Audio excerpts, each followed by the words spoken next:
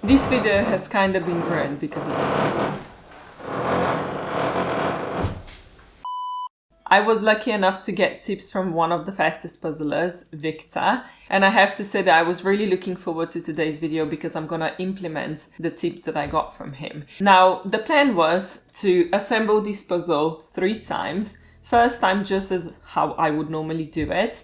The second time is including all of the tips that I've heard. And then the third time I'm gonna try to actually speed puzzle it again using all of the tips that I've learned in the second run. So what happened was someone ruined my video. Okay, well, the order of the video. Because somehow every year someone decides to renovate their flat. I don't know why, but my building is not even that big. We don't even have that many apartments, but somehow every time I film, someone's doing some work. So instead of doing the introduction first and talking about the puzzle, I kind of had to flip it around, so I've already assembled the puzzle once, okay? And the sun was just going in, so the time lapse is really bad. That's why I'm just gonna keep it like small. So you're gonna be able to see it, and I'm gonna tell you my time and everything. But first I would like to talk about the puzzle. The puzzle that I picked is a 500-piece puzzle by Ravensburger, and the title of this one is Antiques and Curiosities.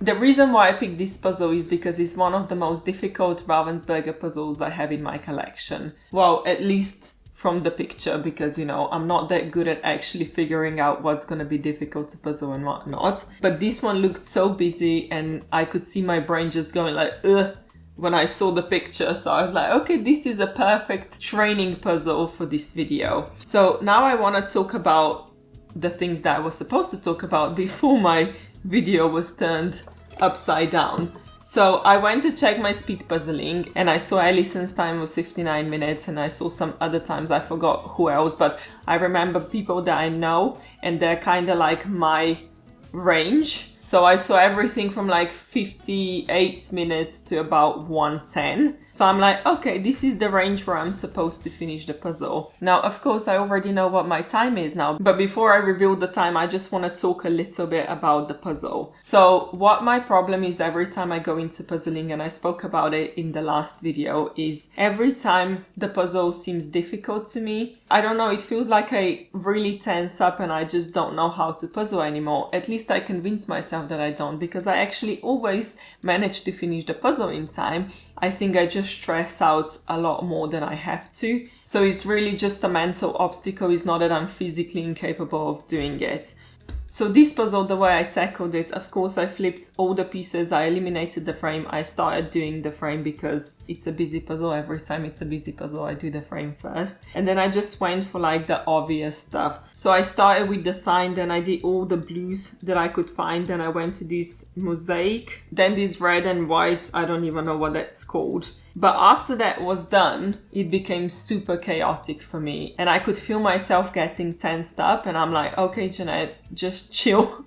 Like, I know I wasn't supposed to be doing that because I was just supposed to puzzle the way I normally puzzle, because this is already one of the techniques from Wiktor. But still, it's difficult to just ignore it because I've been trying to do that ever since I heard all of the advice. Every time I puzzle, I try to implement it. So, of course, I was already thinking about it, but I was like, okay, just puzzle the way you would. So it definitely became really chaotic when all was left was just the 2 windows and there was no clear colors that I could take out or do any of the sorting or anything. So it was, I'm not gonna say exhausting, but it just wasn't as enjoyable as in the beginning. But I think even knowing that I was intentionally doing a difficult puzzle made me kind of enjoy it more. I know it sounds weird, but I think it's the expectations, because normally I would just pick like what I think it's an easy puzzle, put it on the table, I'm like, yeah, I'm gonna be done in 1 hour, and then it's like 45 minutes and I only have like half of the puzzle assembled and it just takes the joy out of it. And with this one I was like, oh, I'm probably gonna be doing it for a long time because it's a really difficult puzzle. But I managed to actually finish it in 101. So I'm really proud of my time because I did not expect to get it at all. So I'm really curious now how much I'm gonna be able to improve my time. Okay, as I mentioned, I'm gonna assemble this puzzle 3 times. So I've already done it once. I've got 2 more times to go. And now I just want to talk about the techniques that Wiktor told me. Well, it's not really the techniques, it's just the advice that I got from Wiktor about doing the puzzles. Keep the frame pieces in your hands. So the first thing would be when you're flipping all the pieces and eliminating the frame, keep the frame pieces in your hands. Every piece that you find, don't put it in the corner because you're losing a lot of time just doing the moves. So keeping it in the hands and then just eliminating all the frame pieces. And obviously once your hands get full, you just chuck all of them in the corner. Now, the reason why I didn't like to do that is for 2 reasons actually. First of all, when I keep something in my hands, it feels like it slows me down. I could be completely wrong. I don't know. This is for us to find out today. That's why I'm doing this video. And then the second thing was when I bring all the pieces into the corner, now half of them are turned upside down, so I'm gonna have to flip them again. So is that like wasting my time? I'm not sure. But I already recorded it the way that I usually do it, and I'm just gonna check the timestamps of how long it actually took me to do it my way and then Wiktor's way.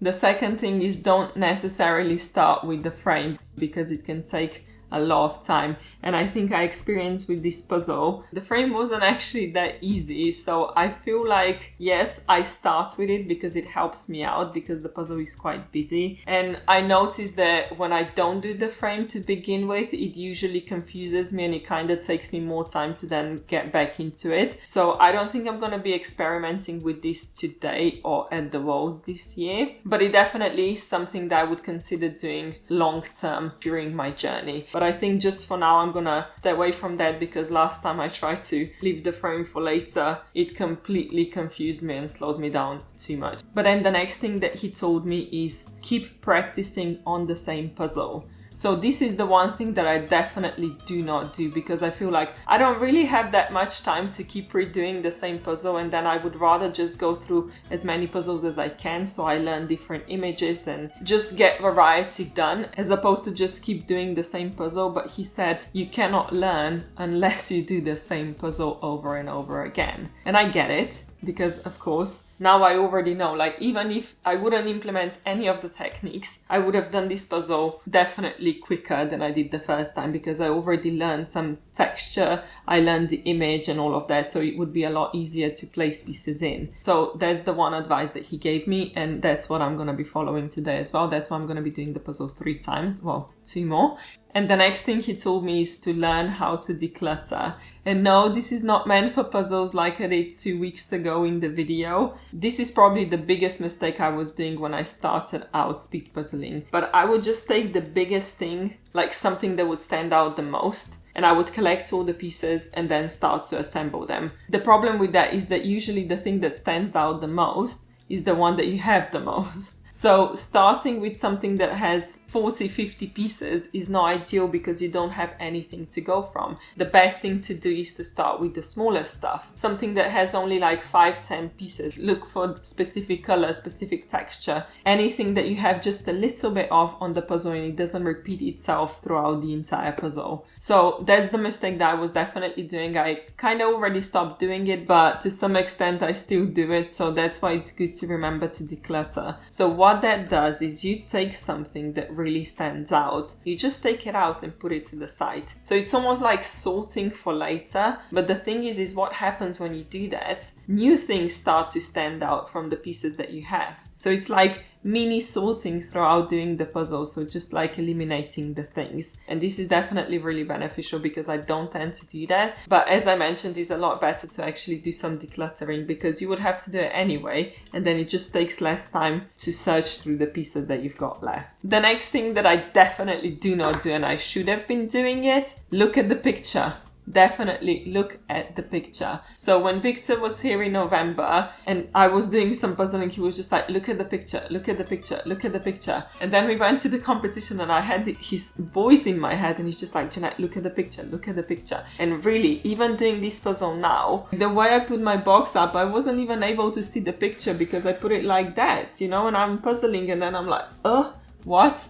So I didn't even set myself to look at the image, you know. And I know that I have to do that more often because this is where I normally get stuck. And even with this puzzle today, a lot of the times I feel like it's a waste of time to keep referring to the image. But then as soon as I looked up, I'm like, oh, I know where this goes. Because some things were really standing out and it was easy to place them once I knew where they went. So definitely look at the picture. And the last advice that he gave me was actually really interesting because it happens completely unawarely. So after the European Jigsaw Puzzle Championship competition day, I think it was pairs finals, individual finals and teams preliminary round. So we were talking about it and I remember how I felt when I was doing the tree puzzle and I was just like, why do I do that? Because I felt like the puzzle was really flowing and then I got to the 3 points and I just started to go like, oh my God, where do you go? Where do you go? And I was explaining this to Wiktor and he was like, stop yourself. And I'm like, what? And he's like, look at your shoulders.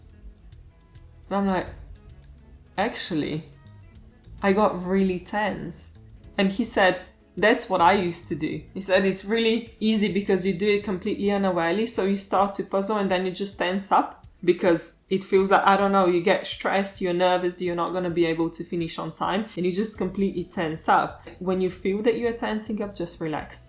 I know it might be a strange advice because it's like, how is this going to make me puzzle faster? But really, when you're tensing up, it's not just the body, it's your brain, it's everything. So when you do that, you kind of go, I'm not going to really say into the panic mode, like fights or flights or anything like that, because it's just puzzles. It prevents you from just being relaxed and just puzzling the way you would normally puzzle. And I think this is the main reason how I said that every time I get into the finals, I kind of get my times a lot slower than I would normally do them. And I think puzzling in the final is just because it's the last round and you know that this is going to be your last result and it's going to give you the placement and all of that. And it just starts to tense me up. And also another thing that I wanted to add in is usually you have less time to puzzle in the finals. So that's also like an extra worry for me. Like, what if I'm not even going to be able to finish the puzzle? Not that something's wrong with that, but it's just like underlying thoughts that it's not adding to relaxation, if I can say that. So I think I covered the main things. There is also another thing that I asked him about shape sorting,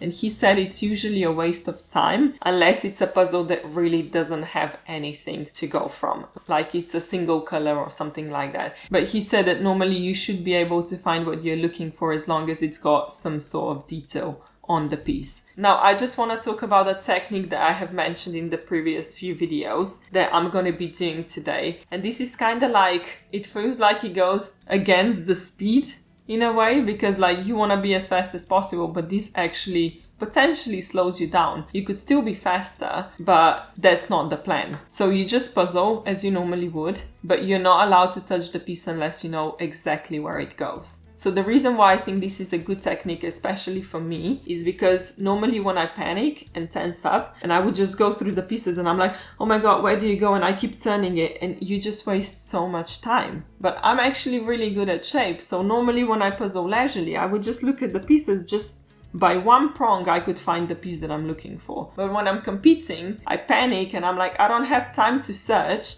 I'm just gonna try all the pieces in, but really that takes a lot more time. So this is the technique that I'm gonna be implementing in this second round of doing this puzzle. Don't touch the piece unless you know exactly where it goes. And yes, of course, it could happen that I'm gonna place it in the wrong space because I could think that I know where it goes, but then it turns out to be wrong. But I think it's gonna be interesting because it's gonna make me slow down. Even if I'm not gonna want to, it's gonna make me. So I'm gonna be doing a lot more searching with my eyes as opposed to trying the pieces in or out. I'm a little bit scared, but I think I'm ready for round 2. I'm not gonna lie, it feels like I'm gonna be puzzling for an hour and a half now, because if I'm not able to try the pieces in, how am I even gonna know what goes where? So this is gonna be interesting. I just need to remember everything, okay? All the advice that I just gave you, I need to remember it and implement it now. So this is gonna be fun. I'm scared. Anyway, it's time to dive in, I guess. Flipping all the pieces over and keeping the edge pieces in my hands definitely seemed like it was going faster because I was using quite a lot of moves to put them back in the pile. But I still think that there is quite a lot of room for improvement. Now I started with the frame the same as I did last time, and I said I'm gonna keep doing that even though it might not be the best thing to do, but it just helps me concentrate on where the puzzle is supposed to go and build from the inside. And then because we talked about decluttering the puzzle, I was going through some pieces and eliminating them, even though they were the ones that I began with the first time around, but I felt like there was so many of them that I didn't want to start with them the second time around. Now I don't know if that made me slower or faster, but it felt like I just wanted to start with something that was less of it. Now I have to admit that it was really difficult to sticking to not picking the pieces up unless I know exactly where they go, but I did refrain from shape sorting to see if I can finish the puzzle without it.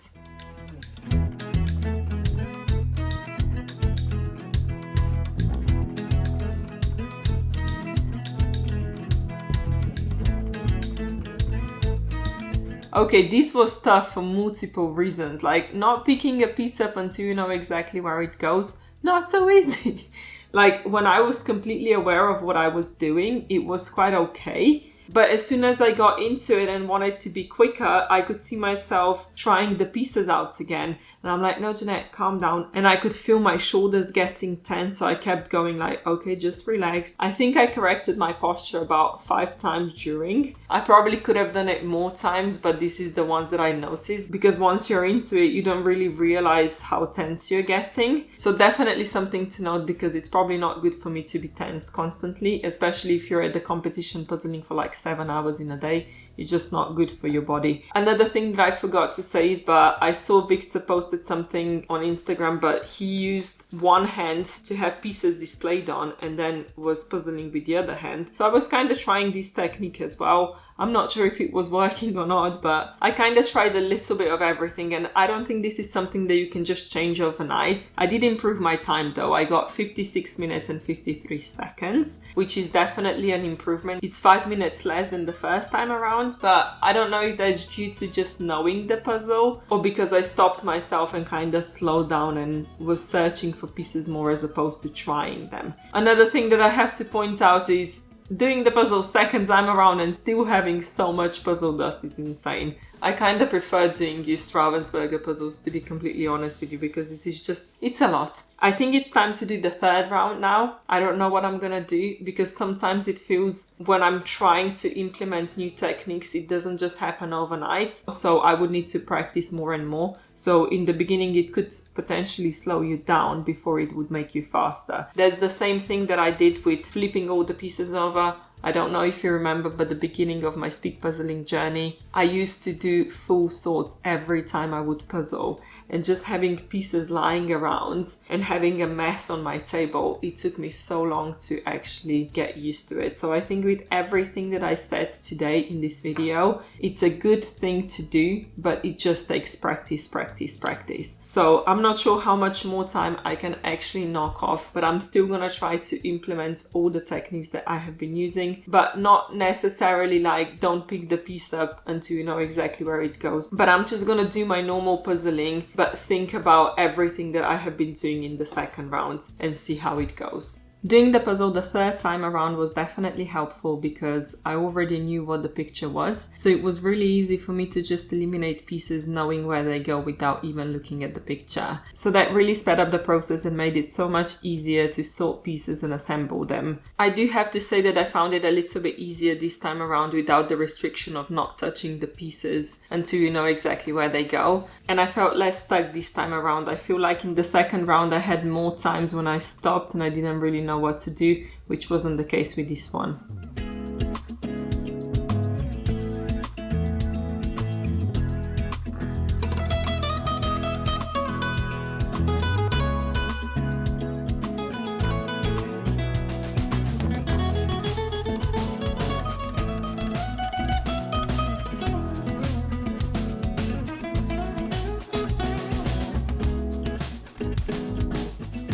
Okay, third time's the charm, right? I got 48 minutes and 37 seconds, which is about 14 minutes less than the first time, which I think is insane. Even just from the second to the third round, I improved by 8 minutes. And keep in mind, the second time around, I was doing it without allowing myself to touch the pieces before putting them in. Now, I think that probably if I did the puzzle a couple more times, I could have improved my time a little bit, but I think this is kind of like the maximum I can get out of it. Because I remember when I did the London postcard 6 times, the 6th time was actually slower than the 5th time. So I think there is like a limit that you can reach, and keep in mind that Wiktor's first time was quicker than my 3rd time. But that's okay because we are different, and obviously you should really be competing with yourself only. So I'm really proud of myself because this is a really difficult puzzle and I cannot believe that I actually got it done under 15 minutes. I do have to say something though. In the second round I realized that I was getting a little bit stuck and didn't know what to tackle next, which wasn't the case with the 3rd time around, because I think in the 3rd one I kind of relaxed a little bit more again because I'm like, okay, I don't need to be that careful. I can just try the pieces in and out, and it just helped me have the better flow. And also as soon as I felt stuck, I just moved on to the next section, because I think the worst thing you can do is just keep pushing, even though you can't, I don't know, either find the pieces or connect the pieces. Just move on, because you know, when you come back, you're gonna have different perspective. It's gonna be easier again. I think the biggest thing that helped me being so much faster is learning the image. So I think from that sense, I would say look at the image would be like number 1 thing for me to do. I also skipped shape sorting this time because I just wanted to go without it and see how it goes. And I managed with a really good time, so I'm really proud of that. But I would definitely say just keep looking at the image. I think it's the most important thing for me, because I think for me, I'm just so used to puzzling without the picture, just from the pieces that I have, that it kind of slows me down when I get a puzzle like this, because with this one you have to rely on the image quite heavily. And I think the more that I puzzled it, the creepier this puzzle became. Like, I don't know, but this window display's got some creepy mask and dolls, and I'm just like, okay. But it was funny to see that even in the 3rd go, I still managed to find things that I haven't seen in the first 2 rounds. It just goes to show how much we puzzle without actually looking at the picture or even realizing what the image is. So I think that would be like my number 1 thing to do. And also I kept pushing my shoulders down, trying to relax. And at not any point I felt really defeated or stuck with the puzzle. So I think this was my main thing, because when I get a difficult puzzle, it kind of takes the joy out of it. And this is the one thing that I wanted to get rid of, or like understand how to process a difficult puzzle if I get it at the competition. So I think this was really helpful experiment, because it helped me to relax throughout puzzling and focus actually more on what I'm doing than what the puzzle is and how quick I'm assembling it. And I think even that's taking the pressure off of me. So yeah, I think it's gonna be good. I'm actually really excited for the worlds now, because I'm like, I wanna see if I keep doing this, because I've still got quite a big pile of puzzles to go through, that if I keep focusing on everything that I mentioned in this video, what's gonna happen when I go to the worlds. So I've really enjoyed this video. I hope you did too. I hope you learned something new. And of course, if any one of you has any advice on how to, I'm not gonna say become quicker, of course that's too, but more like be at peace when puzzling a difficult puzzle, just write them in the comments down below, because I would love to read them and I would love to add them into the process of puzzling that I'm doing now. And of course we came to a point when you get to learn a new word today. So I'm just going through the suggestions that you have been giving me, and since we are doing puzzles at this channel, I'm just gonna stick to the puzzle related ones for now until we run out of them. And the word for this video is gonna be pizza. So that means 500, and this is a 500 piece puzzle, so I would say pizza. And you've learned before that koszczki means pieces, so you would say pizza koszczko. And I know this is getting complicated now because we have plural and all of that, so I'm not gonna pester you with all of that. So today we are just gonna stick to this one word, and it's pizza. Pizza. It's actually just a combination of 5 and 100. So you just put them together, same as in English, 500. So pizza. And of course, write how you say it in your own language. And I know I have a lot of English native speakers, so it would just be 500. But if you're not English native, or if you speak any other languages, feel free to write in the comments down below. I hope you enjoyed the video. Don't forget to like and subscribe, and I'm gonna see you next time. Bye!